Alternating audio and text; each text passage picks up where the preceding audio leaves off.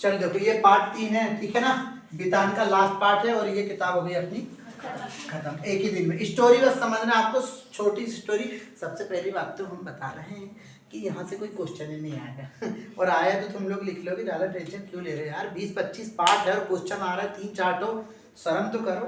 पूरी पार्ट से तो ना उठा लेगा वो, ठीक है, ओके, ठीक है, पर भक्तिन से जरूर उठाएगा, ठीक है, कहीं से उठाए ना उठाए, भक्तिन से जरूर उठाएगा। और सुनो पहलवान की और सुनो तो वो मर जाता है, ढोलक की आवाज आना बंद हो जाती है, तो सब लोग जाके देखते हैं उसके शिष्य तो वहां पर।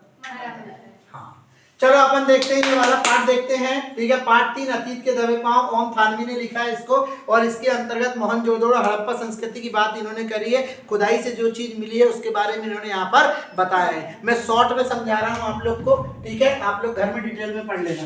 मोहनजोदड़ो के यहाँ पर मोहनजोदड़ो का जिक्र किया गया है, हड़प्पा संस्कृति का जिक्र किया गया है और वहाँ पे जो 2 प्रांत बने थे उनकी बात यहाँ पर बताई गई है। मैं मोहनजोदड़ो को बता रहा हूँ क्योंकि ये इंपोर्टेंट टॉपिक है, ठीक है।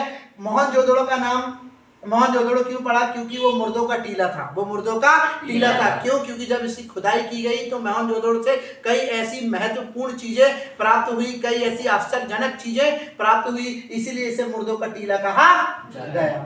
मुर्दों का टीला। अच्छा, यहाँ ये जो मोहनजोदड़ो है वह कच्ची पक्की ईंटों से मिलकर बना हुआ था, टूटा फूटा सा बना हुआ था। अच्छा, यहाँ पर मोहनजोदड़ो में सीधी और आड़ी रास्ता पाई गई। यहाँ पर एक महाकुंड पाया गया है, इसके पास मुर्दों के टीले के पास एक महाकुंड पाया गया जो एक बहुत बड़ा स्नानागार था। क्या था वो? स्नानागार था, जहां पर सामूहिक स्नान किया जाता था। पूरे निवासी लोग वहां पर स्नान और अपनी दैनिक क्रियाओं को अंजाम दिया करते थे, इसलिए इस महाकुंड को देव मार्ग के नाम से पुकारा गया। और सिंधु घाटी काल जब चला तो सिंधु घाटी काल में मुख्य तौर पर कृषि, व्यापार और पशुपालन की क्रियाएं की गई। सिंधु घाटी काल की मुख्य विशेषता ये थी कि यह समाज पोषित था।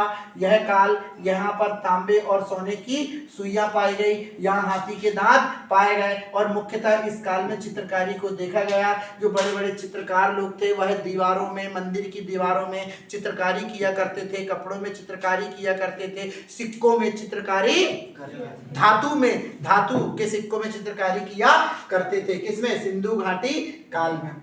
यहाँ पर मुख्य तौर पर कला पाई गई, जहाँ मूर्ति, पशु पक्षी, आभूषण इत्यादि पत्थरों पर बनाए गए आभूषण पर अन्य अनेक प्रकार की चित्रकारी की गई सिंधु घाटी काल में। सिंधु घाटी काल में जो औजार पाए गए वहां पर लोहे के औजार नहीं पाए गए, उस समय पत्थर और तांबे के औजार पाए गए और इन औजारों का प्रयोग उपकरण की तरह किया जाता था खेतीबाड़ी करने के लिए। मुख्य तौर से उस काल पे बाजरा, ज्वार, चने, सरसों, गेहूं, कपास, खजूर, बेर इत्यादि की खेती की जाती थी, ठीक है, ओके। अच्छा, मोहनजोदड़ो जो सभ्यता है वो बहुत ही पुरानी और बहुत ही प्राचीन सभ्यता है और इसकी खुदाई में कई बहुत से ऐसे रहस्य क्या है छुपे हुए हैं, तो उसी चीज को यहाँ पर बताया गया है। जो भी क्वेश्चन आएगा आप केवल इसी चीज को बस याद रखें, यहीं से आएगा, बाकी और कहीं से नहीं आएगा। सबसे पहली बात तो यहाँ से क्वेश्चन आएगा ही नहीं।